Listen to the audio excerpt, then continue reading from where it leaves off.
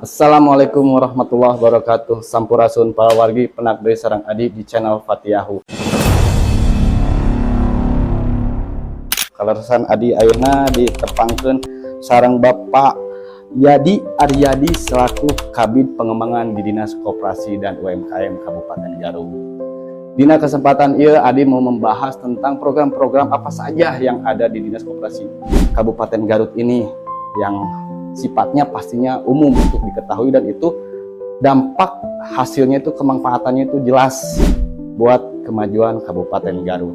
Setelah kebetulan kita langsung aja tanya narasumbernya dengan Bapak Yadi Pak Yadi Aryadi ya. Iya. Pak Yadi Aryadi dari tahun berapa Pak Bapak di Dinas Koperasi itu? Alhamdulillah saya bertugas di Dinas Koperasi dan UKM Kabupaten Garut sejak tahun 2011. 2011 artinya udah hampir udah lama juga lah Pak ya. Udah lama. 11 tahunan lah. Artinya berkompeten lah untuk menjabarkan apa aja program-program dari Dinas Koperasi ini kan Pak ya gitu ya. Salah seperti itu. Salah. Mudah-mudahan.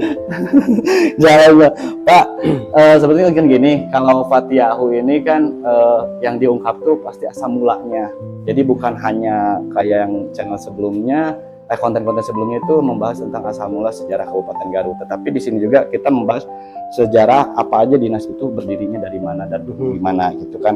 Mungkin saya yang di sini mau menanyakan tuh sejarah singkatnya koperasi ini seperti apa Pak gitu kan. Apakah dari dulu sampai sekarang tuh udah ada masuk ke Kota Garut tuh dari mulai tahun berapa gitu kan, dan seperti apa perjalanannya Dinas Koperasi ini gitu. Dinas Koperasi ya kan? Dinas Ya, Koperasi. Karena Dinas Koperasi dan Lembaga Koperasi Dan gitu betul. satu ya. Ya, betul. Jadi nampaknya kalau secara perjalanan dinas mungkin saya ambil secara umum saja. Ya. Karena memang dalam Undang-Undang Dasar 1945 itu kan diamanatkanlah mengenai ekonomi kerakyatan seperti itu. Jadi saya memang harus belajar literasi lagi. Saya meyakini kalau Dinas Koperasi itu atau Kementerian Koperasi itu memang sudah ada dulu lah pasca mungkin ya kemerdekaan. Betul. Dan dalam masa sebelum desentralisasi otonomi daerah itu namanya Departemen Koperasi. Oh, udah Itu jadi kalau Departemen tidak Koperasi, salah sampai tahun 2000-an ketika selanjutnya diberlakukan desentralisasi Ya. Kemudian dari sana terbentuklah Dinas Koperasi UKM yang sekarang ini, walaupun pada perjalanannya terjadi perubahan nomenklatur. Ya. Misalkan dulu itu Dinas Koperasi saja mungkin pernah, kemudian menjadi Dinas Koperasi dan UMKM, berubah lagi misalnya menjadi, karena bergabung tuh waktu itu sekitar sebelum tahun 2009 Dinas Perindustrian, Perdagangan, Koperasi, UMKM dan Pasar. Oh iya. Kemudian berpisah lagi secara mandiri ya di tahun 2011. Waktu itu kalau tidak lupa nih namanya masih Dinas Koperasi, UMKM dan BMT. 2016 berubah lagi menjadi Dinas Koperasi dan UKM. Seperti itu sampai dengan sekarang. Sampai sekarang. Artinya kalau sampai sekarang masih dengan Dinas Koperasi dan UMKM. UKM sih kan. Jadi UMKM. UKM. UKM, Iya. enggak UMKM ya, Pak. Jadi nomenklaturnya kita mengikuti ke Kementerian Koperasi dan UKM waktu itu. Sebelum masa pemerintahan Pak Prabowo kan sekarang dipisah. Jadi waktu itu kan masih Kementerian Koperasi dan UKM. Jadi Dinas Koperasi mengikuti nomenklaturnya sama, Dinas Koperasi dan UKM. Walaupun misalnya di 27 kabupaten kota di Jawa Barat masing-masing daerah berbeda nomenklaturnya. Misalnya Depok, Dinas Koperasi dan Usaha Mikro Kota Depok. Nah, ada lagi misalnya yang di Tasik, Dinas Koperasi, UMKM dan Tenaga Kerja lah kalau tidak salah. Terus ada yang masih bersatu juga dengan Dinas Perindustrian Perdagangan. Artinya Pak, per tiap daerah itu beda-beda Pak ya? Beda-beda karena memang itu tadi desentralisasi itu ya, otonomi daerah. Jadi Otonomi mungkin Pemda kan sudah diberikan keleluasaan untuk membentuk dinas sesuai dengan kebutuhan daerahnya seperti itu. Betul Pak. Yang artinya itu tapi kan tetap manfaatnya buat masyarakat kembali lagi ya Pak ya. Gitu kan. Nah, ini Pak, kita kalau misalkan berbicara tentang bukan komunitas berarti organisasi yang ada di dinas koperasi itu apa aja Pak? Menaungi berapa bidang gitu kan? Karena yang saya bicarakan mungkin dengan kepala bidang pengembangan, mungkin ada yang lainnya juga gitu kan? Gitu. Sebetulnya seperti apa aja dan tugas-tugasnya mungkin seperti apa tuh fungsinya gitu kan Pak? Agar masyarakat juga mungkin mengetahui apa kalau misalkan yang butuh ini larinya kemana, datangnya ke siapa gitu kan? Gitu, Pak. Baik, jadi di Dinas Koperasi dan UKM Garut ini ada satu kesekretariatan, Ya, sederhananya yang mengurus rumah tangga keseluruhan lah gitu kan. Kalau kesekretariatan itu, kemudian ada bidang kelembagaan koperasi. Nah, itu ke bidang kelembagaan koperasi itu sesuai tugas dan fungsinya itu memfasilitasi masyarakat, misalnya atau kelompok masyarakat yang memiliki keinginan untuk membentuk koperasi, dan sisi-sisi penguatan kelembagaan SDM koperasi secara khusus ada di sana. Nah, kemudian ada bidang pengawasan dan pemeriksaan. oke. Tapi ini pengawasan dan pemeriksaan itu mungkin berbeda, dalam tanda kutip tidak seperti auditor gitu, tapi tugasnya lebih kepada memastikan bagaimana koperasi itu bisa berjalan sesuai dengan peraturan perundang-undangan, kemudian peraturan menteri yang ada di bawahnya, dan juklak-juknis apapun terkait perkoperasian. Ada lagi bidang pemberdayaan koperasi dan usaha mikro. Ya, Nah, karena sifatnya pemberdayaan, jadi itu apa istilahnya, mengenable koperasi yang tadi di kelembagaan misalnya baru berdiri nih, Kang Adi misalnya bersama kelompok warga masyarakat sekitar mendirikan koperasi. Nah, dikasihkan penyuluhan pendirian koperasi itu sampai berdiri, dilegalkan dengan akta notaris itu di kelembagaan. Nah, kemudian Kang Adit akan memulai bisnis prosesnya koperasi itu. Nah, ada bidang pemberdayaan koperasi dan usaha mikro di sana. Setidaknya sampai 2 tahun koperasi itu mulai berdiri. Nah, kemudian saya kebetulan di bidang pengembangan usaha koperasi dan usaha mikro. Kalau situasi koperasi dan ataupun usaha mikronya sudah firm gitu kan, sudah seseg lah gitu secara proses bisnis, nah itu kan harus perlu dikembangkan dong. ya, Karena Pak. koperasi kita harus melihatnya sebagai salah satu instrumen bisnis, sebagai bentuk badan usaha, tidak hanya sekedar kumpulan masyarakat saja. Walaupun sifatnya kolektif, kekeluargaan, gotong royong. Gitu Ya. kan. Nah, jadi di pengembangan usaha itu nanti bisa dikembangkan unit-unit bisnisnya seperti apa koperasi. Nah, ketika sudah berjalan sekian waktu, nah teman-teman dari bidang pengawasan pemeriksaan itu bisa menilai, nah, apakah koperasi ini dalam melakukan bisnis prosesnya sesuai dengan peraturan perundang-undangan, gitu kan? Atau mungkin ada penyimpangan seperti itu. Nah, itu tinggal yang meluruskanlah mereka gitu. Itu bagian di kepengawasan mungkin Pak ya? ya, di pengawasan. Pak, kalau misalkan yang tadi bicara tentang koperasi Pak ya, itu lembaga koperasi Pak ya, gitu kan. Terus yang berbisnis di bidang koperasi gitu Pak ya. Ya, Ya, koperasi ini apakah koperasinya jenisnya apa aja Pak gitu maksudnya Ya. itu? Apakah ada yang koperasi kan yang saya tahu ada koperasi simpan pinjam Betul. gitu kan. Nah, yang saya pengen tanyakan tuh koperasi simpan pinjam ini artinya kalau udah artinya kan harus masuk ke peraturan pemerintah setempat dong Pak ya. Gitu kan. Dari pemerintah setempat itu melahirkan aturan-aturan yang harus diselesaikan dulu. Nah, dalam mendaftarkan si koperasi tersebut ke dinas koperasi ini seperti apa aja persyaratannya Pak? Jadi koperasi itu kita lihat dulu ke Undang-Undang 25 tahun 92 tentang perkoperasian. Jadi di sana diklasifikasikan koperasi itu berdasarkan kesamaan aktivitas atau tujuan anggotanya mendirikan koperasi lah, kurang lebih seperti itu. Jadi ada 5 jenis koperasi yang umum di Indonesia. Pertama tadi betul ada koperasi simpan pinjam, Ya. kemudian ada koperasi konsumen, ada koperasi produsen, ada koperasi pemasaran, dan ada koperasi jasa. Ya, masing-masing kegiatan bisnisnya berbeda. Kalau simpan pinjam misalkan memberikan pelayanan Kang istilahnya kepada anggota. Oh, anggota, Iya. bukan kepada umum berarti Pak? Ya, jadi kan kalau koperasi itu tadi Kang Adit bersama warga setempat yang memiliki visi yang sama, ayo kita bersatu dalam wadah koperasi untuk memiliki tujuan memberikan kesejahteraan bagi anggota ataupun masyarakat sekitar. Ya. Nah, jadi koperasi itu misalkan koperasi simpan pinjam, bisnis utamanya pasti simpan pinjam kepada anggota. Betul, betul. Begitu utamanya. Nah, kemudian kalau tadi tanya Apakah kepada umum bisa? Secara aturan sekarang dimungkinkan. Iya.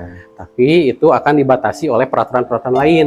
Turunannya itu dari Undang-Undang 25. Jadi sekarang ada istilahnya koperasi open loop dan koperasi closed loop. Nah, kalau koperasi open loop, betul tadi, dia memungkinkan melayani non-anggota lah katakannya. Iya. Bukan nasabah, Betul. non-anggota. Karena kalau nasabah bank, kalau koperasi anggota. Anggota, Beda. ya, betul. Karena kan koperasi didirikan oleh anggota gitu kan, sebagai pemilik dan juga konsumen lah gitu, pelanggan lah. Nah, itu boleh melayani non anggota, tapi dia harus declare koperasinya bahwa koperasi saya adalah koperasi open loop. Dan kalau sudah begitu, maka pengawasannya itu sudah oleh OJK, Oh, iya. Otoritas Jasa Keuangan, karena mungkin bisnisnya sudah seperti perbankan atau lembaga keuangan, Iya. kurang lebih seperti itu. Nah, itu menjadi pilihan sebetulnya.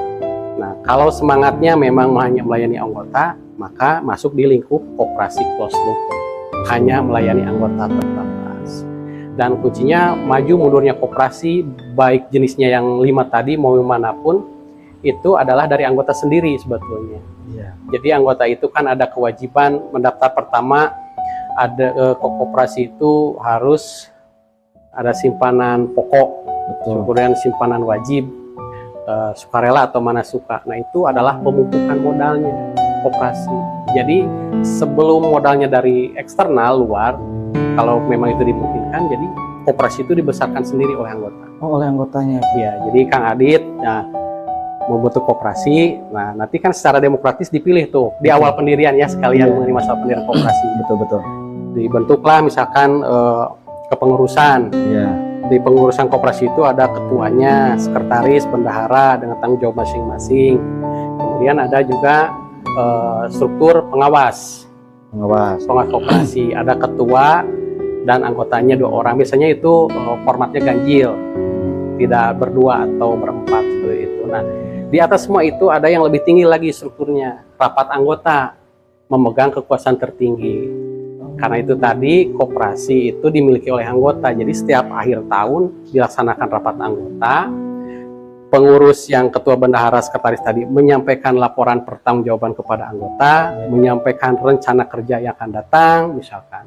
Kemudian pengawas juga menyampaikan hasil pengawasannya, bagaimana koperasi berjalan setahun kebelakangan. Nah, itu kemudian jadi dalam sebuah forum akan biasanya terjadi diskusi-diskusi yang sangat dinamis gitu. Misalkan anggota itu beraspirasi bahwa koperasi ingin ditingkatkan segi bisnisnya, boleh. Nah, jadi di rapat anggota itu memang kan di sana juga waktunya dibagikan sisa hasil usaha. Oh iya. SHU dari hasil bisnisnya kemarin. Jadi di koperasi itu kan kalau simpan pinjam ada jasa istilahnya, bukan bunga, jasa. Oh, jasa.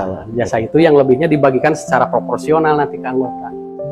Jadi kalau simpan pinjam misalkan Kang Adit sesuai dilihat tuh simpanan Kang Adit sudah berapa, Kang Adit dihitung bisa pinjam berapa misalkan untuk modal usaha misalkan. Iya. Nah, nanti kan Kang Adit juga bayar jasanya tuh lebihnya misalkan 2% atau berapa. Nah, itu juga dikembalikan lagi ke Kang Adit di akhir tahun. Oh. Nah, itu maksudnya untuk kesejahteraannya Harusnya di sana. seperti itu gitu Pak ya. Ya, memang harus Aturannya seperti itu ya Pak ya. Ya. Tapi kalau misalkan ini saya dengar Pak ya, karena di lingkungan saya tuh mungkin saya mewakili dari beberapa Ya. orang yang terjerat dengan koperasi yang kategorinya koperasi, tapi jatuhnya bukan koperasi Pak. Bukan seperti ya mungkin Bapak juga kalau masyarakat pasti tahu lah ya Pak ya, keluhan-keluhan masyarakat yang kayak misalkan ini koperasi sehubungannya nyampe segini, terus kalau misalkan nggak bayar nyampe barang asetnya disita dan sebagainya. Apakah itu termasuk dalam perusahaan yang dibina oleh dinas koperasi atau enggak Pak? Nah, jadi dasarnya kita pakai Undang-Undang 23 tahun 2014 tentang kewenangan pemerintah pusat daerah. Nah, jadi Dinas Koperasi dan UKM di tingkat kabupaten itu berwenang untuk melakukan pembinaan untuk koperasi yang memang didirikan di skup kabupaten. Indikatornya adalah misalnya anggotanya by domisili atau KTP itu semuanya orang Garut misalkan, itu kabupaten. Tapi kalau ada koperasi yang didirikan dan ternyata anggotanya misalkan ada orang Tasik, nah itu bisa ngambil lintas kabupaten. kewenangannya ada di provinsi. Kewenangannya ada provinsi. Kalau misalkan yang nasional antar provinsi, nah itu skupnya di nasional dan pembinaannya itu di bawah Kementerian Koperasi langsung. Nah, berkenaan dengan tadi, kalau memang misalkan ada permasalahan seperti itu di lapangan, jadi kita tinggal melihat saja apakah koperasi itu betul berbadan hukum koperasi, Iya. ataukah Nah itu ada yang datang misalkan ke Kang Adit, saya dari koperasi misalnya. Iya betul. Kita harus cari tahu dulu, karena kalau koperasi berbadan hukum itu tentu terdaftar, Betul. ada datanya dinas koperasi, ada akta badan hukumnya, jelas pelangnya, ada kesekretariatan atau kantornya seperti itu. Jadi memang ya fenomena-fenomena itu kami juga kan mengalami ya beberapa pasti. tahun belakangan. Ada yang mengira bahwa Bank Emok itu koperasi, padahal kalau saya bisa bilang itu bukan. Oh bukan. Namanya juga bank. Oh, iya. Lihat saja apakah bisnis prosesnya melayani anggota, tidak gitu. Itu saja, kembali aja ke sana. Nah, kemudian mungkin ada yang mengaku-ngaku dia dari koperasi padahal bukan. Kalau nggak jelas tuh kantornya di mana gitu kan. Atau ada yang oknum mungkin yang ya apalah, misalkan meminjamkan uang secara pribadi atau ya bahasanya apalah. Mohon maaf nih ya, seperti Iya. gitu. Itu berbeda. Iya. Jadi kalau koperasi nih, misalkan di sebelah sini ada koperasi Sasaka Dana, Iya. nah itu kan jelas kantornya ada, Biasa. pelang koperasinya ada, logo koperasinya ada, badan hukumnya tertera di sana. Gitu. Oke. Itu artinya kalau misalkan peran serta masyarakat, kalau misalkan Pak ya, ada yang yang mungkin dia bilang koperasi, Ya. tapi data di sini tidak terdaftar. Apakah punya kewenangan masyarakat untuk melaporkan tersebut, Pak? Boleh, tentu kami terbuka sekali, dan ini memang ranahnya dari teman-teman Wasrik tadi ya, Iya. pengawasan pemeriksaan. Jadi ketika ada yang melaporkan, misalkan ada diduga, Iya, diduga diduga. dulu nih, Diduga dulu. diduga koperasi dalam proses bisnisnya tidak melaksanakan prinsip-prinsip koperasi, Betul, misalkan seperti betul. itu. Silakan disampaikan, tentu berikut data, misalkan alamat lengkap, nama koperasinya ada apa gitu kan. Nanti kan kita bisa cek di database kita. Iya, iya. Kalau yang disebutkan itu ternyata misalnya koperasi dan benar lingkup kabupaten, ya kita bisa ambil tindakan ke sana. Kalau memang terbukti seperti itu atau diindikasikan ya seperti itu. Tapi kalau ternyata yang disampaikan, oh ternyata ini lembaga keuangan bukan koperasi, ya tentu itu bukan wilayah kewenangan kami. Oke. Seperti itu. Berarti kalau ke lembaga keuangan itu wilayahnya bagian di OJK kan? OJK. Oh, Iya. OJK. Berarti OJK. OJK yang bertindak begitu Betul. gitu kan ya.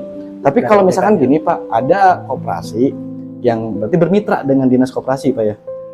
Gitu kan kategorinya yang bermitra, mungkin itu Jadi apa ya?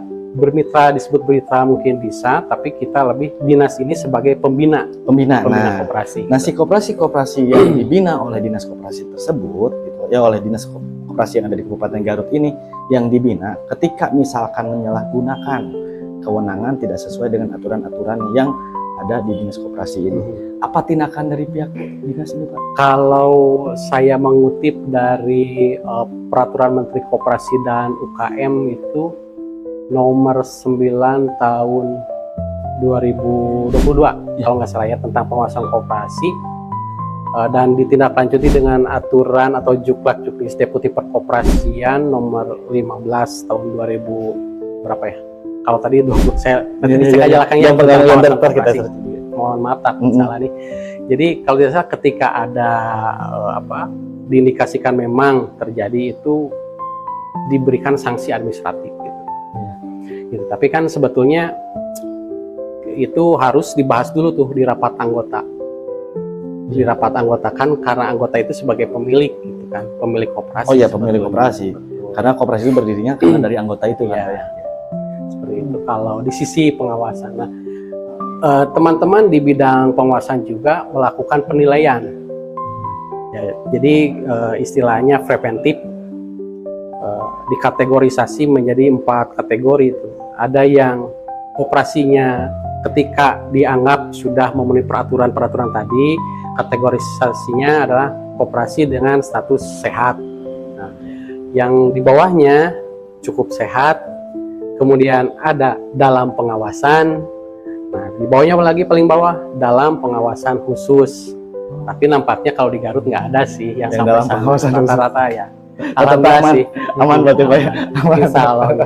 Ya, Kalau sepanjang betul itu Badan Hukum Koperasi yang saya ketahui sampai sekarang tidak sampai ada gejolak apalah gitu di Iya. internal gitu seperti itu. ya emang kan soalnya kan gini, kadang-kadang yang saya lihat kan kalau saya lagi keliling di lapangan gitu Iya. Pak, ada plang gitu kan, ada banner atau spanduk di satu gapura dia bilang tolak Bang Emok gitu Iya. kan.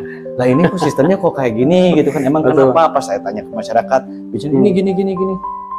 Oh gitu, saya nggak tahu gitu kan, karena nggak punya kewenangan untuk berbicara tentang aturan seperti itu karena bukan di bagian saya. Nah, Pak, kalau misalkan itu kan dari di koperasi tentang simpan pinjam tadi itu kan, kalau yang tadi itu ada berapa? Ada 5 apa ya 5. totalnya tuh? Selain simpan pinjam tuh ada yang disebutnya dengan Koperasi konsumen. koperasi konsumen, yang seperti apa itu Pak? Koperasi konsumen itu, koperasi itu tetap sebenarnya prinsipnya melayani anggota. Betul. Jadi konsumen itu, koperasi konsumen itu ya simplinya, sederhananya menyediakan barang-barang yang menjadi kebutuhan anggotanya.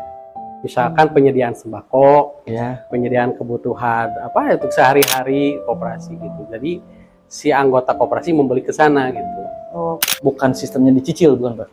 Kalau itu memang disepakati boleh. Oh, kalau disepakati boleh. Boleh gitu. Bagaimana itu disepakati di rapat anggota tadi. Iya. Rapat anggota tadi kan memandatkan kepada pengurus Iya. untuk melaksanakan program kerja atau pengelolaan koperasi. Nah, misalkan koperasi konsumen itu kami tahun depan akan menyediakan kebutuhan sembako bagi Bapak Ibu, misalkan dipaket nih. Oh iya. Sekian ribu rupiah, Bapak Ibu tidak harus bayar, ya Bapak Ibu anggota tidak harus bayar sekaligus. Iya. Boleh deh dicicil 3 bulan. Nah, seperti itu. Oh ya. Biasanya itu musiman Pak ya, menjelang tahun Idul Fitri Ya. di bulan puasa paket-paket gitu kan. Yang saya ya kebanyakan seperti itu. Selain paket koperasi paket konsumen, koperasi konsumen tadi Ya. yang ketiganya apa koperasi Produsen. produsen. Dia memproduksi barang-barang tertentu dan itu bisa dijual lagi misalnya ke anggota atau itu diproduksi keluar, dijualnya keluar misalkan, itu boleh. Kalau koperasi pemasaran, nah dia misalkan proses bisnisnya anggotanya itu adalah pelaku usaha semua, usaha mikro punya produk. Nah koperasi itu yang beli dari anggota dia pasarkan. Itu keuntungannya balik lagi produsen Pak ya. yang pemasaran. Pemasaran. Kalau produsen ya koperasinya membuat produk aja. Misalkan misalkan ada dia punya disepakati sama anggotanya, dia bisnisnya mau bikin sabun mandi lah misalkan. Iya. Nah, modalnya dari anggota, diproduksilah sabun mandi itu kemudian dipasarkan. Oh iya. Kalau koperasi pemasaran, produk dari anggotanya ada, ya koperasi tinggal memasarkan. Satu lagi ada koperasi jasa. Ya. Nah, dia menyediakan beragam jasa tertentu lah mungkin. Mungkin lah seperti jasa wisata, mungkin itu bisa. Ya. Kemudian jasa travel, Bisa editing. bisa. Bisa. Jadi buat koperasi ini Iya, boleh. kan karena digital sekarang kan Ya, ya, betul. karena Indonesia itu menuju era ke digital apa ya.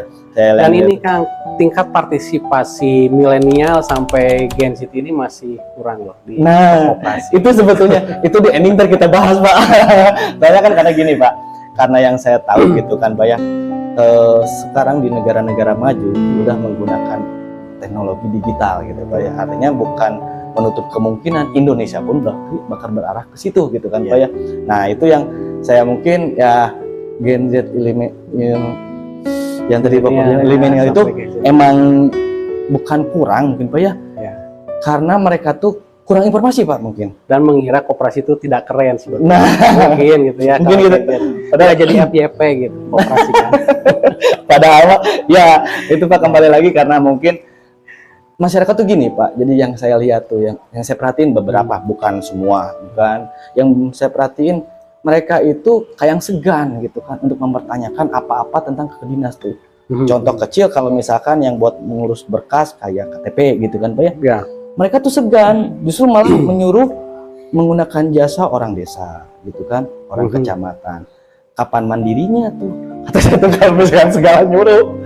Ya cina dari iya tetap cina gitu kan ada prosesnya. Nah, saya kan mungkin ntar juga lari ke tempat yang mungkin keinginan Fatiyahu itu seluruh Pak gitu kan.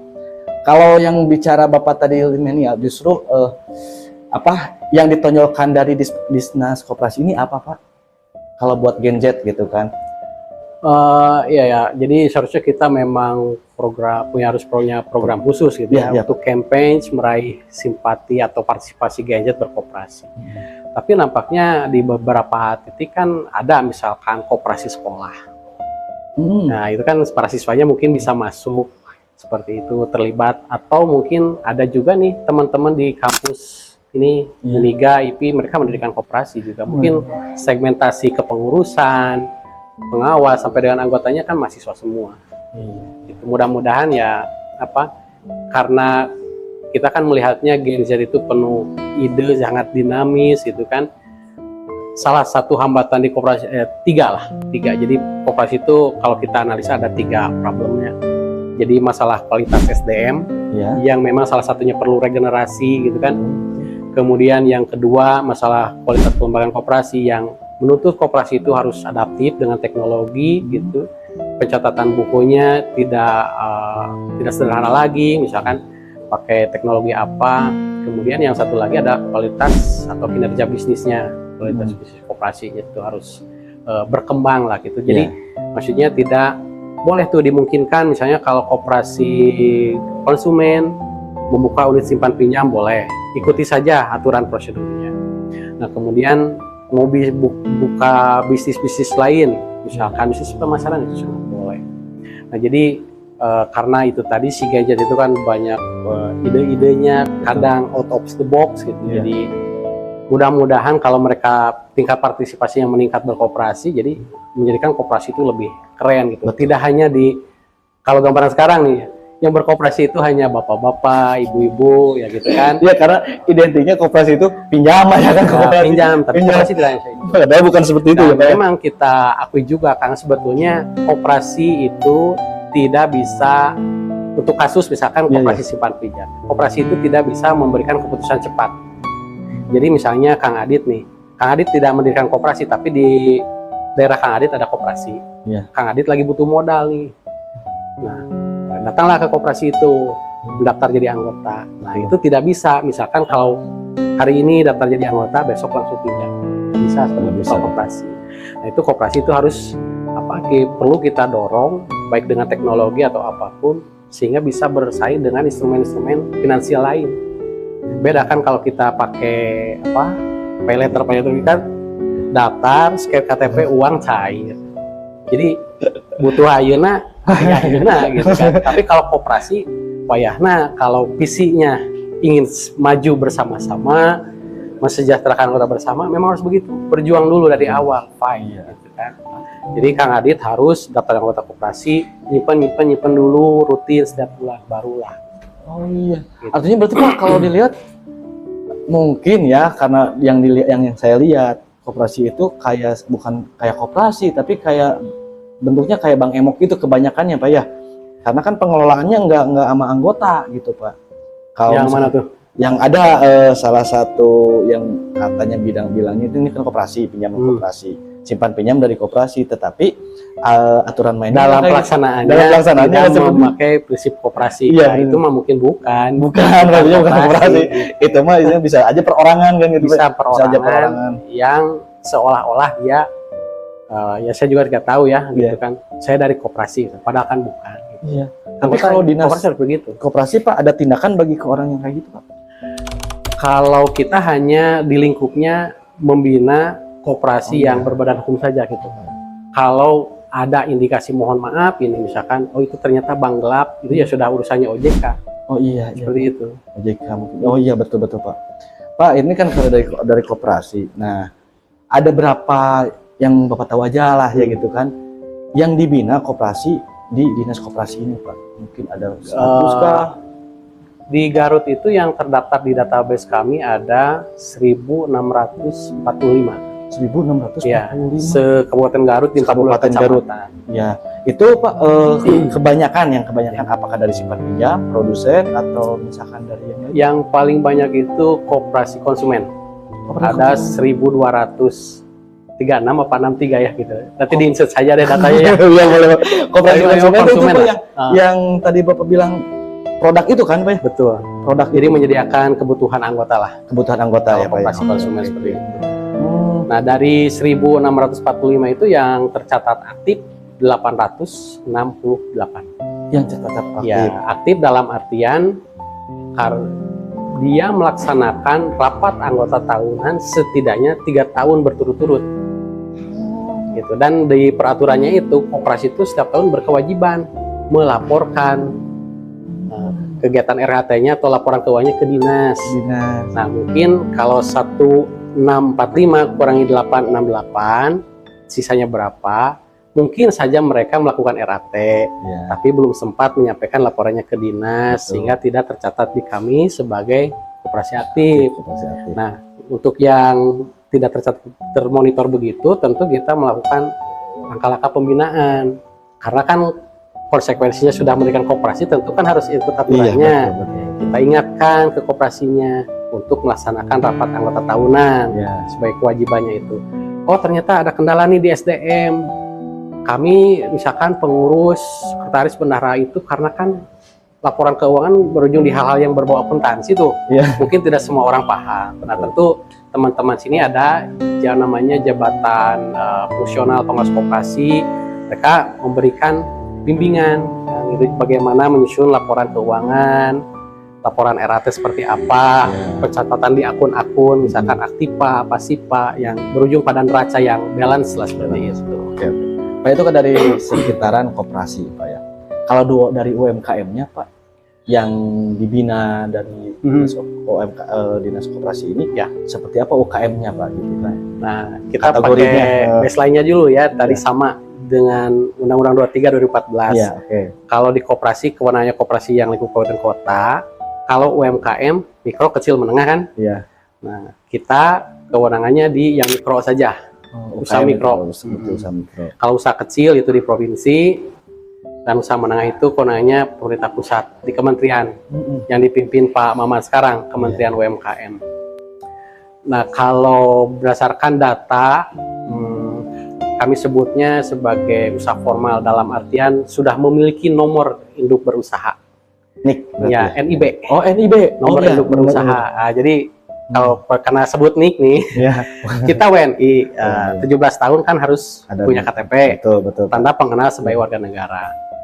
Pelaku UMKM atau usaha mikro khususnya karena dia secara personal memiliki kegiatan usaha, Iya. maka harus memiliki NIB, Nih. nomor induk berusaha, Nomor biar berusaha. pemerintah mengetahui. Betul. Nah, kemudian kenapa ada mikro, kecil, menengah? Itu diatur di PP 7 tahun 2021 tentang kemudahan perlindungan pemberdayaan koperasi dan UMKM. Itu hanya kriteria saja kan. Jadi yang membedakan itu adalah dari sisi modal kerja dan omset per tahun. Jadi kalau saya ingin menyebutnya sih begini, usaha mikro itu atau kecil menengah itu sebutan bagi siapapun WNI di Indonesia ini, warga negara Indonesia ini yang secara perseorangan memiliki kegiatan usaha milik pribadi atau yang sudah berbadan usaha. Berbadan usaha kan kita kenal seperti CP, PT, firma dan sebagainya. Yang diklasifikasikan berdasarkan tadi modal kerja dan omset. Jadi kalau usaha mikro itu modal kerjanya dari 0 sampai 1 miliar. Itu masuk kriteria mikro. Kemudian asetnya itu omsetnya 0 sampai 2 miliar. Omsetnya. Ya, itu masih kategori mikro. Usaha kecil omsetnya itu dari 2 miliar sampai 15 miliar. Usaha kecil. Iya. Lebih gede ya? Iya, usaha menengah 15 sampai 50 miliar setahun. Gitu. Jadi kalau saya misalkannya punya bisnis atau jualan sembako di rumah, omsetnya setahun misalkan 120 juta. Kang Adit punya bisnis lain yang omsetnya 1,8 M, ya kita sama-sama mikro. Masih skop itu kan, masih di bawah 2 miliar. Nah, bagaimana dengan jenis usahanya? Ya. Di PP 7 itu tidak disebutkan jenis usahanya apa saja. Maka kita mengacu kepada peraturan BPS mengenai KBLI, klasifikasi baku lapangan usaha di Indonesia. Itu kurang lebih ada 1.700 berapa gitu, jenis kegiatan usaha. kategorinya A sampai U lah kalau nggak salah. Dari mulai pertanian, jadi misalnya Kang Adit lagi lahnya. Iya. Kang Adit itu bisnisnya di pertanian, Kang Adit punya lahan, Kang Adit membibitkan, Kang Adit panen, Kang Adit jual ke pasar. Selama itu jadi uang, keuntungan, omset berputar secara rutin, maka masih juga masuk UMKM. Jadi mohon maaf nih, UMKM itu tidak hanya seperti teman-teman di depan ini, Iya, gitu, gitu kan? Nah, jadi ada yang bisnisnya misalkan di kalau teman-teman di depan ini masuknya kategorinya akomodasi makan dan minum atau kuliner ya, Kuliner, yang ya, kita familiar kenal. Ada yang di bisnisnya di perdagangan, ada yang bisnisnya di apa? Pelayanan telekomunikasi, desain grafis, semua adalah seperti itu.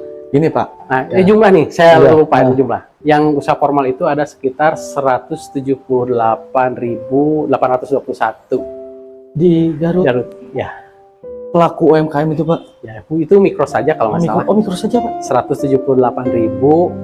178.821. Itu yang terdaftar di Diskop. Ada Belum yang mungkin datanya. belum yang terdaftar Pak, Betul. ya. Karena kan pertumbuhan usaha mikro itu sangat dinamis. Coba deh sekarang Adit mau bikin usaha, apakah harus lapor dulu ke dinas? Enggak kan? Enggak, iya. Sekarang kemudahannya tadi ya, sisi kemudahan. Perizinan untuk memperoleh NIB kita tinggal online di OSS. Gitu. Itu berarti ada di OSS Pak, itu yang Ya. buat persyaratan pembuatan NIB itu Pak ya. Betul. Jadi itu kayak SIUP NPWP udah di situ, berarti cuma cukup Ya, satu cukup kan. Pak? NIB. Jam era SIUP, TDP itu sudah nggak ada sekarang. Artinya kalau misalkan ada ini contoh Pak ya, contohnya kalau ada misalkan si pelaku UMKM datang ke dinas untuk mempunyai berarti ya, ingin mempunyai si NIB itu Pak, prosesnya yang harus disiapkan apa aja gitu. Wah, tentu kita bantu dan Ya. memang banyak sih yang datang juga selain dinas lain seperti DPMPT yang utamanya pelayanan perizinan mereka konsen di sana.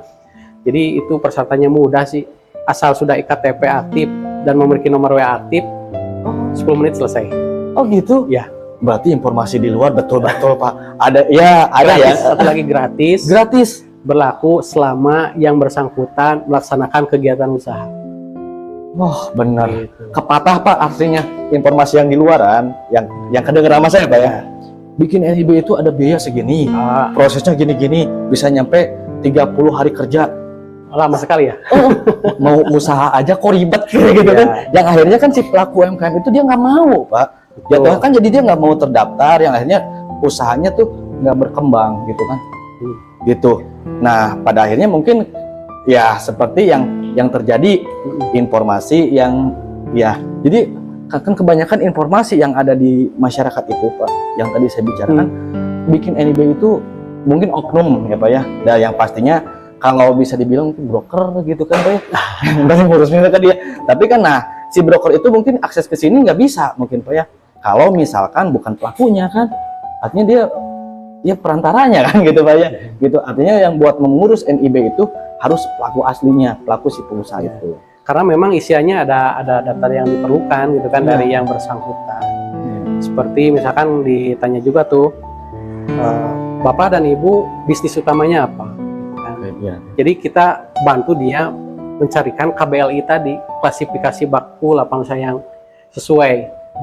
Jadi mungkin bisa terjadi juga apa ya miss gitu ya pemilihan di KBLI.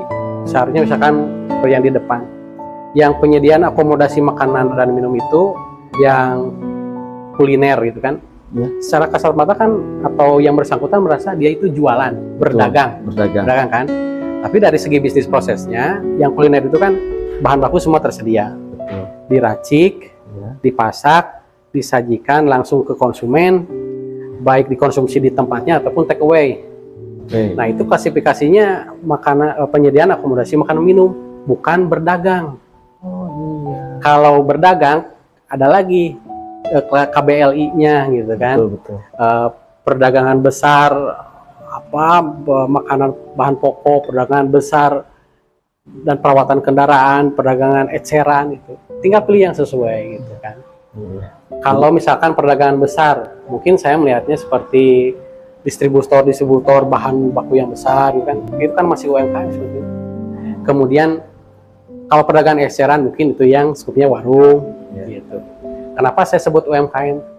Ketika Kang Adit akses OSS, ada tak tuh misalkan pas klik menunya perizinan usaha besar, nggak ada kalau yang ada itu usaha mikro kecil. Iya, usaha kan? kecil, betul Pak. Betul. Berarti itu tadi kalau saya nyambung yang tadi ya, Iya. bahwa UMKM itu adalah sebutan bagi pengusaha gitu. Pengusaha, Pak ya. Pengusaha Indonesia. Gitu. Pengusaha Indonesia. Nah, bahkan itu dari UMKM yang terjadi berarti yang saya harapkan mungkin si pelaku usaha yang katanya gitu kan mereka berbicara teh bahwa setiap pengurusan berkas-berkas ataupun ya itu susah katanya gitu kan Pak ya dengan yang terjadi seperti gitu. Pak, selain itu kan UMKM gitu kan. Artinya Pak, segala jenis bentuk apapun yang ada di UMKM ini yang ada di Kota Garut ada dalam binaan UMKM Dinas Kebudayaan. Tapi karena tadi kalau dilihat segi jumlah ya 170.000, kita memang sangat terbatas tuh untuk membina semuanya misalkan. Maka kita memang harus perlu tetapan yang sebetulnya namanya prioritas. Karena bidang usahanya juga kan berbeda-beda. Nah, jadi contohnya UMKM yang bergerak di bidang pertanian. Nah, kita kan ada Dinas Pertanian. Oh iya. Nah, yang misalkan bisnisnya beternak ayam, ternak sapi domba, ada Dinas Peternakan. Iya, ada peternakan. Yang olahan pangan ada DKP. Nah, teman-teman UMKM yang kegiatannya adalah industri pengolahan, ada teman perindustrian perdagangan di sana. Itu yang punya tugas masing-masing untuk mengembangkan. Nah, lalu apa tugas di scope misalkan ya? Kita memang perlu siapkan sebuah prioritas. Jadi kalau kita ambil sedikit kutipan itu bahwa negara yang maju itu rasio kewirausahaannya itu harus di atas 4%. Di atas 4%. Ya. Nah, jadi Kabupaten Garut itu angkanya ada di 3% berapalah kalau kita tidak salah menghitung ya gitu. Jadi untuk menuju ke sana berarti kita harus menumbuhkan wirausaha yang tangguh lah seperti itu. Jadi dia tidak pelaku usaha itu tidak hanya menjalankan bisnisnya ansih untuk keperluan hidup sehari-hari, tapi dia punya visi keinginan untuk berkembang seperti luas, punya misi yang mulia, misalkan bercita-cita ketika nanti insya Allah saya tumbuh besar berkembang, saya bisa rekrut tetangga nih buat jadi terlibat dalam kegiatan produksi, jadi tenaga kerja, setidaknya bisa memberikan tambahan penghasilan bagi mereka, produk saya bisa lebih dikenal luas, misalkan dari Garut, gitu kan, seperti itu. Nah, jadi kita siapkan tentunya program-program yang menunjang ke arah sana. Ya, ada teman-teman yang khususnya di bidang pemberdayaan dan kami juga di bidang pengembangan. Ya kita siapkan semacam misalkan aspek legal tadi ya. Anggaplah itu selesai ya karena gratis.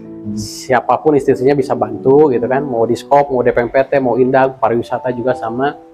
Nah, kemudian ada misalkan kalau misalkan secara asumsi itu pelaku usaha yang bergerak di bidang industri pengolahan itu bisa lebih tumbuh berkembang karena produknya diminati, usahanya lebih besar, bisa merekrut tenaga kerja. Nah, kita itu bertugas menghantarkan mereka naik skalanya itu.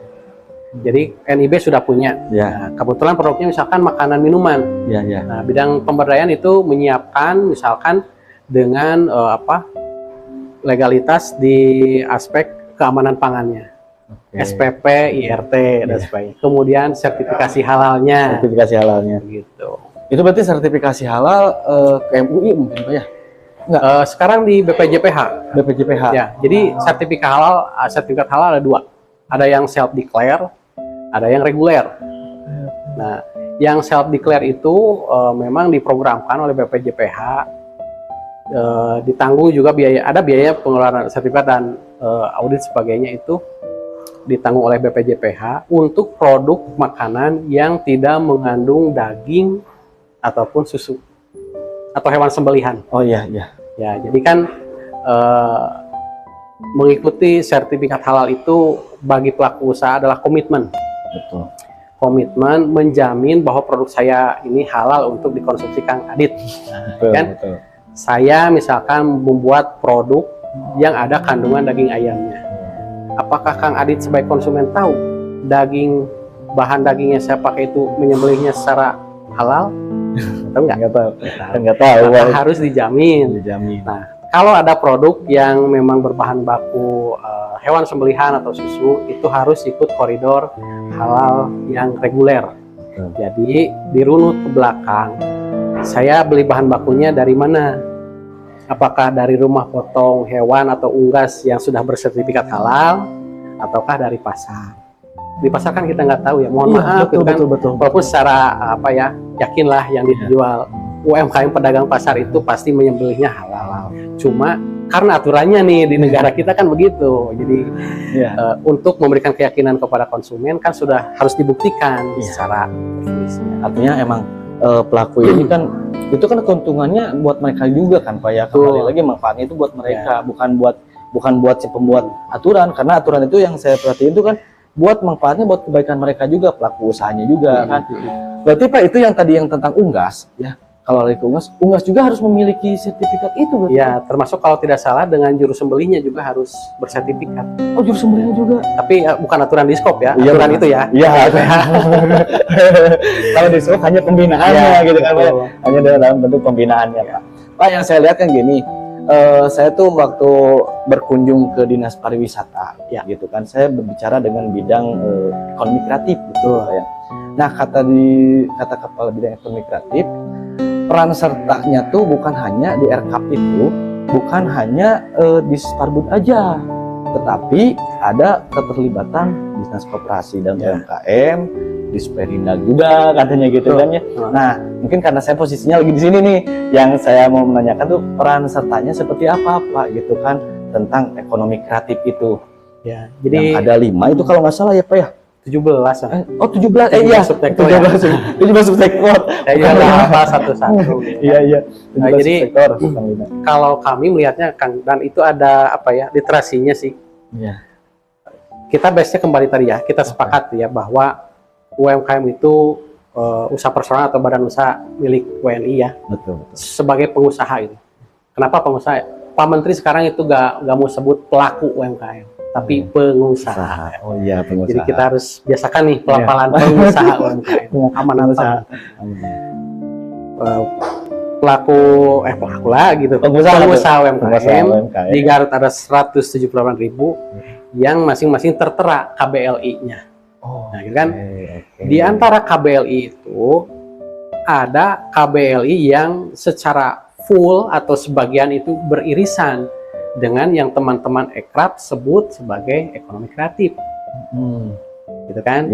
Coba deh teman-teman Ekrab yang 17 subsektor itu, apakah seperti tadi berkegiatan bisnisnya berulang, menghasilkan uang dan jadi omset? Dan mungkin saya rasa itu tetap pelaku usaha saja, cuma di teman-teman Ekrab menyebutnya ekonomi kreatif, karena masuk lingkup yang 17 subsektor itu. Nah, salah satu yang beririsan secara full itu kalau tidak salah yang KBLI-nya penyediaan akomodasi dan makan minum. Teman-teman Ekrab itu menyebutnya usaha kuliner. Nah, itu sangat beririsan. Jadi memang tadi kalau Kak Adit sampaikan, kita juga sharing data dengan teman-teman di Ekrab itu mengenai, kita kan sudah ada datanya nih pelaku usaha kuliner, mau yang kria juga ya kita sharing datanya. Jadi mungkin teman-teman Ekrab juga punya program-program khusus yang mengarah ke sana gitu kan.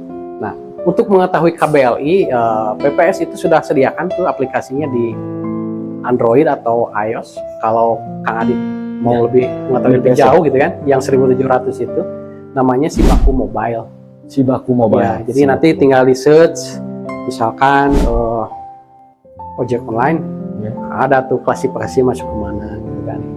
Tapi mungkin yang ojek online itu karena definisinya adalah usaha yang dimiliki perorangan. Jadi misalkan Kang Adit itu berbisnis menyediakan platform delivery di Garut lah seperti itu. Atau kegiatan seperti ini mungkin ada KBLI-nya juga kan? Iya. Gitu. Kan gitu Pak. Jadi gini kan, kalau kita merunut ke bahas tentang program ke Indonesia Maju Pak ya. Indonesia Maju itu kan artinya digital, gitu kan ya, ke arah digital. Kan itu ada di RKAP juga Pak ya. Nah betul. Gitu kan ada di RKAP juga yang tentang apa? Saya tuh apalagi gitu kan. Aduh, yang tentang buat yang itu kan Pak ya, yang dibilang di aircraft tuh ada yang digital tuh kayak grammar gitu kan. Grammar, Pemain game. oh gamers, Gamer. Oh, aplikasi pengembang Aplikasi, aplikasi, nah, ya, pemain ya. aplikasi. Nah, kalau peran serta dari Diskop ini seperti apa Pak? Buat si gamers itu ya kayak yang tadi saya bilang kan, kalau ada jasa editing lah gitu kan ya. Itu kan harusnya ke digital Pak ya gitu kan ya. Jasa editing itu kan pasti menggunakan alat-alat digital gitu kan. Nah, kalau ke gamer juga kan sama ya, itu programmer gitu kan, programmer kayak pembuatan aplikasi.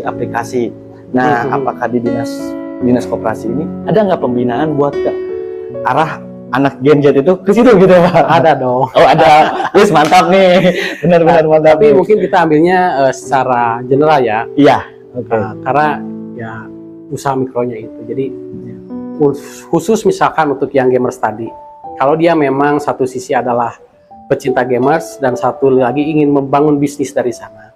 Nah, tadi di bidang pemberdayaan selain penyediaan aspek legalitas ya untuk yang industri pengolahan makanan tadi, ada juga misalnya pelatihan kewirausahaan, pelatihan misalkan penyusunan bisnis model kanvas yang 9 kota-kota gitu kan, itu bisa diakses. Nah, dan rasanya untuk memperkuat itu karena tadi ada istilahnya kolaborasi dan SKPD lain, nah kerap lah mungkin yang punya program lebih spesifik. Gitu kan. Nah, kalau kami kita open, kalau misalnya di tahun lalu boleh cek deh di Instagram Diskop, kita open call untuk apa namanya masyarakat atau pengusaha mikro yang berminat untuk mengakses fasilitas dari pemerintah, gitu kan. Jadi open call tentu yang masuk itu beragam jenis usahanya. Ya, sepanjang misalkan ini masuk ke kriteria dan dia terlihat memang sangat serius, kita akan asesmen, undanglah ke satu acara pelatihan soal seperti itu. Nah, ke depan insya Allah di tahun ini kami juga akan laksanakan kegiatan inkubasi untuk pengusaha mikro gitu kan. Tapi memang itu akan melewati tahapan seleksi Kang. Rentang waktunya cukup lama, 6 bulan. Pesertanya terbatas dari 20 orang. Kalau tidak salah sudah diumumkan lah itu untuk rekrutmennya dari beberapa hari ke belakang di Instagram kami gitu. Dan itu memang kita fokuskan. Oh iya. Jadi salah kriterianya adalah pengusaha itu yang kegiatan bisnisnya di makanan, minuman, kriya, kemudian digital juga ada deh kalau nggak salah. Iya, ada ya. Digital ada. Jadi boleh ikut, tapi kan itu programnya pasti general. Coachingnya pasti sama.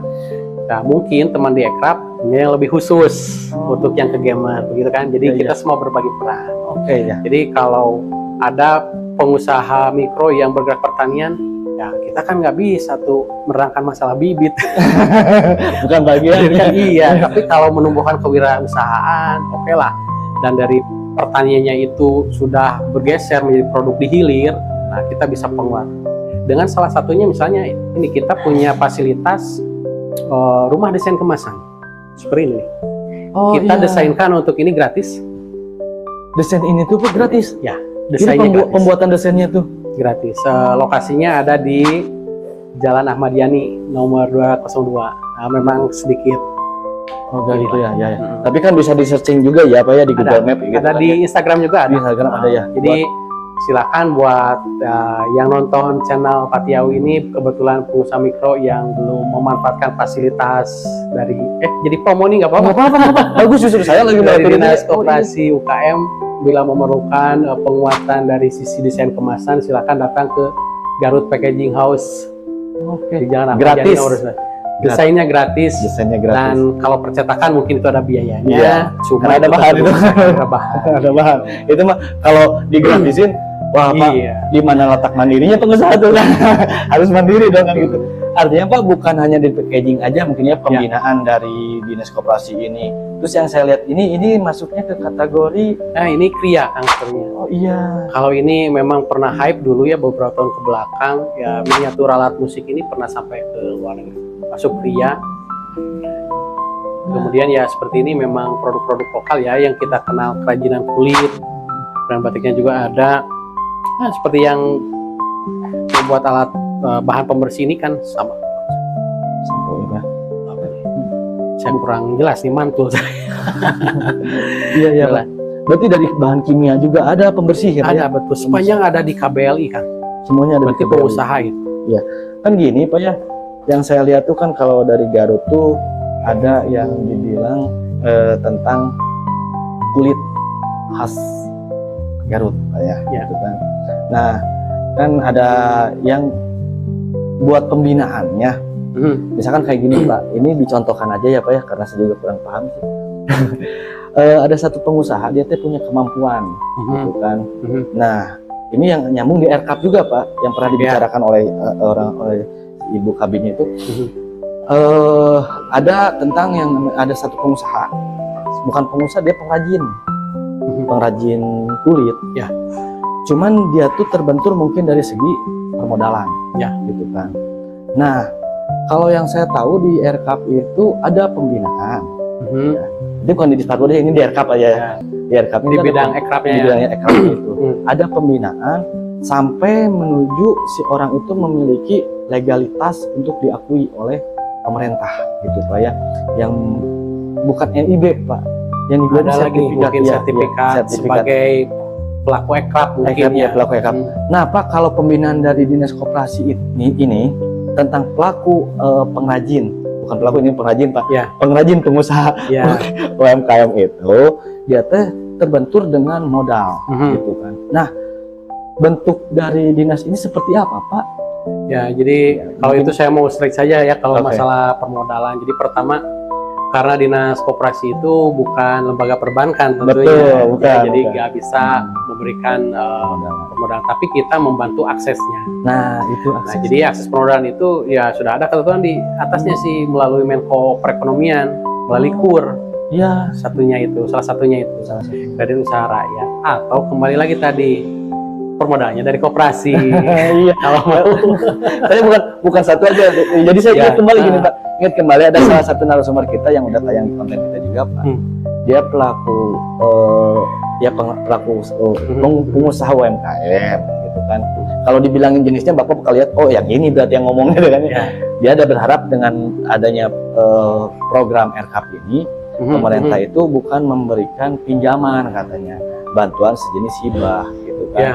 Apakah di program itu ada yang sejenis hibah Pak? Apa enggak? Kalau jatuhnya ke hibah, kita terbentur aturan kan. Oh ya. Jadi semenjak tahun, seingat saya sih ya, dari 2016 kalau nggak salah, bantuan berupa hibah ke pengusaha perorangan itu sudah tidak diperbolehkan. Ada perbuknya deh, gitu.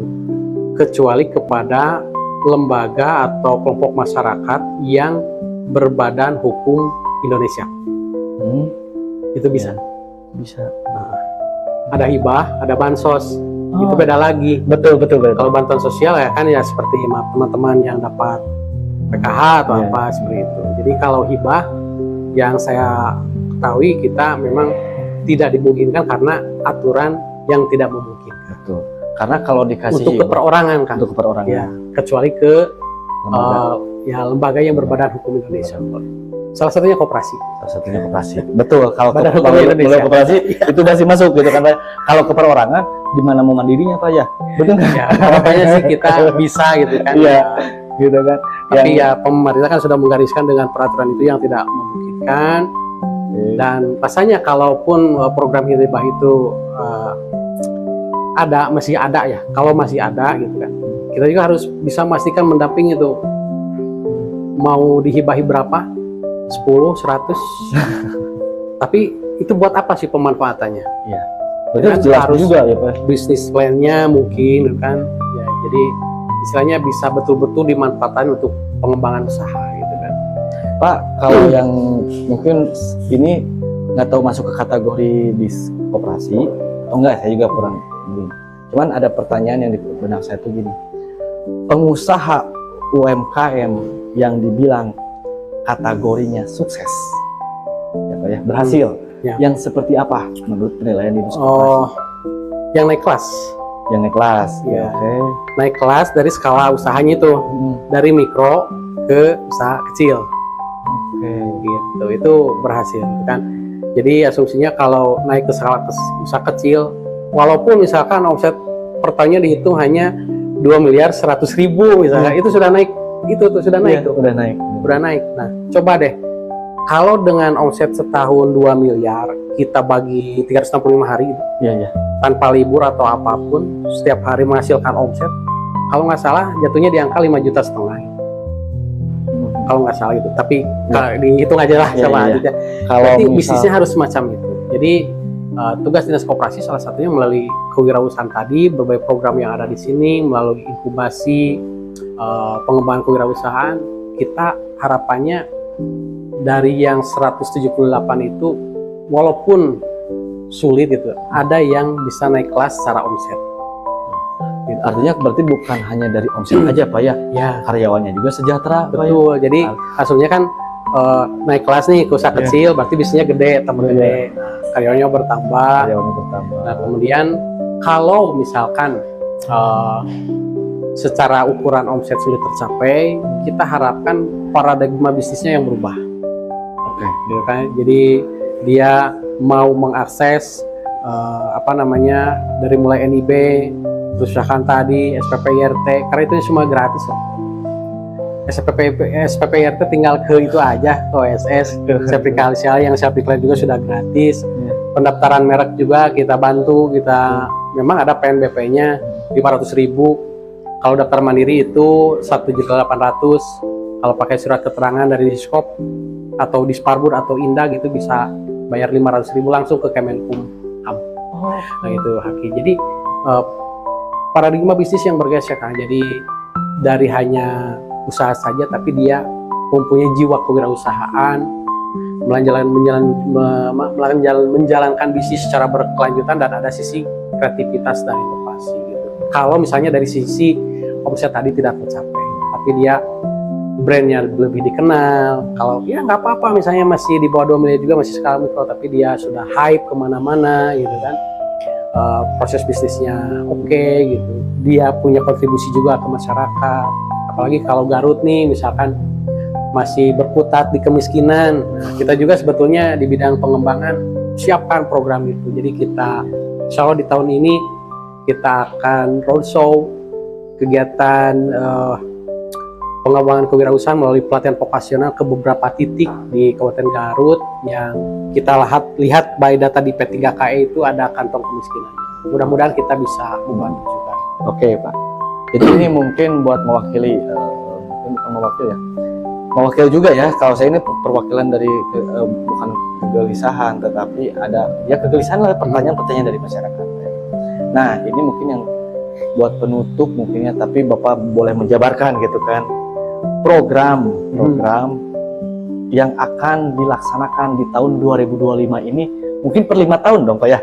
Atau per 1 tahun dulu? Oh per 1 tahun dulu. Jangka panjang memang 5 tahun. Jangka panjangnya 5 tahun, jangka yang buat ditempuhnya 1 tahun. Ya. Program apa aja Pak yang akan diluncurkan oleh Dinas Koperasi di tahun 2025 gitu Pak? Nah, insya Allah tadi sudah di-mention ya, Iya. inkubasi sudah di share juga di Instagram. Kedua ada, kalau nomenklatur panjang ya, kegiatan produksi, pengolahan, pemasaran, SDM, desain teknologi. Nah itu kita mempersiapkan salah satunya desain kemasan. Desain kemasan. Dan kemudian juga ada mungkin nanti ada sentuhan teknologinya agar lebih memudahkan, karena memang si Garut Packaging House letaknya kan di Kota Garut. Ya. Belum bisa menjangkau yang lebih luas lah ya, Betul. kecamatan di sana. Dan di sana juga ada pelaksanaan kegiatan yang karena tagging dari Kemendagri itu kita harus mengarahnya ke stunting atau pengangguran juga ada. Ya. Kemudian pengembangan kewirausahaan yang tadi yang kita roadshow di 10 titik di Kabupaten Kota by data P3KE, dan teman-teman di bidang pemberdayaan juga sama, dari penguatan aspek legalitas, kewirausahaan, dan onboarding ke ini katalognya pemerintah LKPP gitu. Nah jadi ya bersama Kang, usaha mikro, usaha kecil, dan koperasi itu sudah diberikan kesempatan oleh pemerintah yang diatur dalam Perpres 12 tahun 2021 kalau nggak salah, tentang pengadaan barang dan jasa. Pengadaan barang dan Jadi pemerintah itu sudah mewajibkan SKPD nih. Iya. Belanjanya harus dari usaha mikro, usaha kecil, atau koperasi. Itu sudah dibuka ruang sebesar-besar. Tapi mungkin teman-teman di koperasi, kalau dikaitkan dengan pengembangan usaha, seperti tadi kan ya, jenis koperasi yang 5 itu, misalkan pengadaan barang jasa pemerintah itu kan seperti penyediaan makan minum, misalkan ya, rapat, kemudian ada belanja ATK, belanja cetak, itu bisa ke koperasi. Ya, tinggal koperasinya nanti kita bisa bantu masuk ke platform e-katalognya LKPP, lembaga pengadaan barang jasa pemerintah itu. Nanti mungkin pejabat pengadaan barang dan jasa yang ada di setiap SKPD tinggal pesan ke koperasi. Oke. Berarti artinya Pak dari semua dinas juga ada ya Pak memiliki koperasi atau? Sepotong saya setiap SKPD punya untuk koperasi karyawannya di sana. Karyawannya. Ya, koperasi konsumen untuk ya misalkan Diskop juga punya gitu kan, koperasi budi ikhtiar pegawai gitu. Ada dinas pertanian punya nama koperasinya apa, Setda sama seperti itu. Artinya berarti di tahun 2025 ini fokus di UMKM-nya berarti Pak ya, bukan Ya, di usaha mikro sih. usaha mikro. Usaha mikro dan koperasi. Kalau kegiatan koperasi juga ya kami di sisi pengembangan usahanya. Dan kalau misalkan lihat track yang ke belakang di 2024 seperti ini polanya kan, kita kerjasama ke koperasi koperasi produsen. Salah satunya itu yang produksi kopi dia. Dia anggotanya banyak pelaku usaha berbagai macam. Nah, kita bekerja sama, kita selenggarakan pelatihan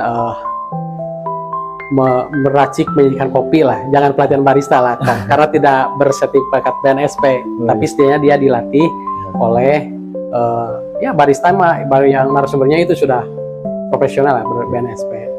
Nah, dari anggota koperasi itu kemarin kami hasil wawancara, ya alhamdulillah lah. Jadi ada beberapa di antaranya karena sudah punya keahlian menyeduh, dia membuka kafe kecil-kecilan di rumahnya. Bahannya disuplai oleh koperasi, kopinya modalnya juga dari koperasi, gitu kan. Dari koperasi. Nah, kemudian ada juga yang masih muda-muda, kabarnya salah satunya direkrut oleh salah satu kafe di Garut. Gitu. Itu dari kopi Pak. Selain dari kopi ada nggak Pak? Kalau misalkan kayak ke produk kulinernya atau ke krianya gitu Pak. Di tahun lalu kita bekerja sama dengan koperasi Kiprah Hadijah yang berafiliasi dengan Aisyah Muhammadiyah. Anggotanya kan ibu-ibu. Satu sisi target kita tercapai untuk yang tagging kemiskinan dan stunting. Karena apa? Pelatihan vokasionalnya itu membuat makanan kuliner gitu kan. Ya mungkin bisa di dalamnya ada ya, kalau bahannya ikan ada protein atau omeganya gitu ya. Yang saya jadi kuliner sehat lah. Nah, kemudian oleh anggota koperasinya itu karena sudah dilatih, dia pertama bisa buka usaha sendiri seperti tadi, atau karena kan jaringannya Muhammadiyah luas kan, ada kantin sekolahnya di Muhammadiyah, ada misalkan kegiatan rutin pertemuan, nah, itu kembali ke koperasi itu intinya. Jadi snack atau makan minumnya ya disediakan oleh anggota koperasi berdasarkan sifat yang tadi, jadi di-upgrade untuk bisa lebih mengetahui, memahami misalkan ingredient atau bahan-bahan yang untuk membuat kuliner A seperti ini. Di kantin bisa dipasarkan dengan harga yang masih terjangkau dengan anak-anak sekolah di sana. Tapi program itu sampai sekarang juga masih berjalan kan Pak ya? Ya, misalnya, tapi kita belum mulai di tahun ini karena ya mungkin Kang Adit dengar di berita masih di hold dulu tuh untuk pelaksanaan kegiatan dari pusat gitu kan. Pak, kalau yang saya lihat kan ini waktu saya mengantarkan surat ke sini, ya itu kan buat perizinan unit syuting tuh, saya belum melihat plang yang ini Pak, banner yang ini nih, yang baru nih, yang tentang ini kayaknya berbau digital ya, yang ini Pak. Oh, yang hitam. Yang hitam ini Pak. Oh ya.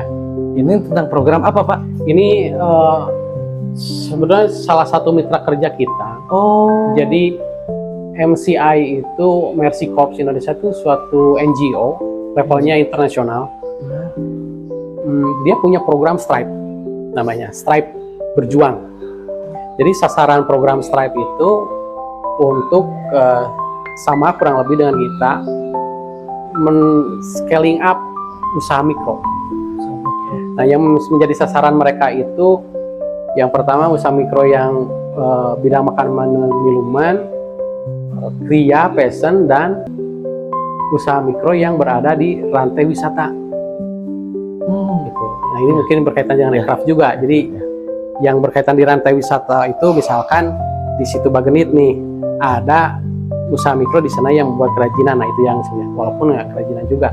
Nah, Stripe itu punya 3 goals ya kalau nggak salah. Jadi go digital, get capital, sama supporting ekosistem gitu ya kalau nggak salah. Jadi mereka diberikan pengetahuan literasi digital, kemudian juga dia dorong untuk bisa akses ke permodalan, dan si Mersikovnya juga kalau nggak salah bekerja sama dengan Bank Jabar di pusat juga sih di Jawa Barat. Nah, kemudian supporting ekosistem mereka provide hasil analisa data. Jadi kita ini bekerja sama dimulai dari MOU antara Pak Rudi Gunawan kalau nggak salah waktu itu dan sampai saat ini selama 3 tahun sampai 2026, dan targetnya di awal itu reach out sebanyak 25.000 usaha mikro. Jadi kita berperan supporting data ke mereka. Mereka siapkan materinya, siapkan SDM-nya, mereka turun ke lapangan. Nah, nanti kita sharing hasilnya gitu kan, seperti apa. Kalau ada report feedback dari mereka, misalkan di kecamatan ini ada yang memang sangat potensial tadi masuk koridor kewirausahaan, kita bisa lebih perkuat sehingga ya dari 25.000 itu mungkin tidak akan semuanya, tapi ada 1, 2 atau beberapa yang jadi championnya juara-juara. Jadi champion itu kan yang bertumbuh besar dan bisa ngajakin yang lain ya. Gitu. Yang berkembang gitu. Yang berkembang sih dari karyawannya harus berkembang, dari jenis usahanya pun bertambah mungkin Pak ya. Iya. Gitu. Itu berarti program-program yang sudah dilaksanakan dan akan dilaksanakan kembali mungkin Pak ya. Dan insya Allah tentunya kita terbuka inginnya kita nanti posting juga di media kita di Instagram Dinas Koperasi khususnya. Oke Pak, buat kata-kata terakhir Bapak buat masyarakat biar disampaikan ke lewat channel kita seperti apa? Silakan. Apa ya? Buat pengusahanya atau bisa buat koperasinya gitu kan, himbauan atau seperti apa yang Bapak sarankan terhadap masyarakat Kabupaten Garut khususnya mungkin Pak ya? Baik, kepada seluruh warga koperasi ataupun para pengusaha mikro di Kabupaten Garut, tentunya Dinas Koperasi dan UKM hadir untuk teman-teman semuanya. Silahkan jika apabila ada keperluan, baik itu mengakses program dari pemerintah ataupun berupa konsultasi, jangan ragu untuk menyampaikan ke Dinas Koperasi dan UKM di Jalan Pahlawan nomor 49, dan tentunya permohonan maaf dari kami semuanya. Dan selama ini apabila belum dapat menjangkau Bapak dan Ibu sebagai warga koperasi ataupun pengusaha mikro yang tersebar di 42 kecamatan di Kabupaten Garut, tapi insya Allah tentunya dengan pemanfaatan teknologi kami pun menyediakan saluran-saluran untuk berkomunikasi baik melalui media sosial kami ataupun melalui website Dinas Koperasi dan UKM. Bapak dan Ibu bisa mengetahui kurang lebih program yang akan dilaksanakan, dan apabila memang sesuai dan berminat silakan untuk diikuti. Itu semuanya kami siapkan untuk Bapak dan Ibu semua, dan tentu permohonan maaf apabila kami selama ini masih banyak keterbatasan, dan begitu Kang, kalaupun kita sediakan program ya itu kan suka terbatas ya secara kuantitatif gitu ya, baik SDM maupun biaya. Makanya alhamdulillah sekali nih untuk 3 tahun ini kita sangat dibantu dengan tadi ya Mersikop Indonesia yang bersama-sama memiliki visi untuk membantu. Itu sama-sama juga bisa diakses oleh Bapak dan Ibu semua seperti itu. Dan jangan lupa untuk teman-teman warga koperasi, nah ini sudah awal tahun berjalan untuk melakukan rapat anggota tahunan seperti itu, karena itu memang menjadi bagian dari kewajiban koperasi untuk melaksanakan RAT seperti itu. Oke Pak Wargi Fatiahu. Nah sekarang pelaku tuh kan. Jadi sekarang udah diganti, jangan bilang pelaku tapi pengusaha UMKM, mikro dan koperasi. Apabila kalian ingin mendaftarkan atau mengurus-urus surat-surat, berkas-berkas konsultasi pun boleh gratis.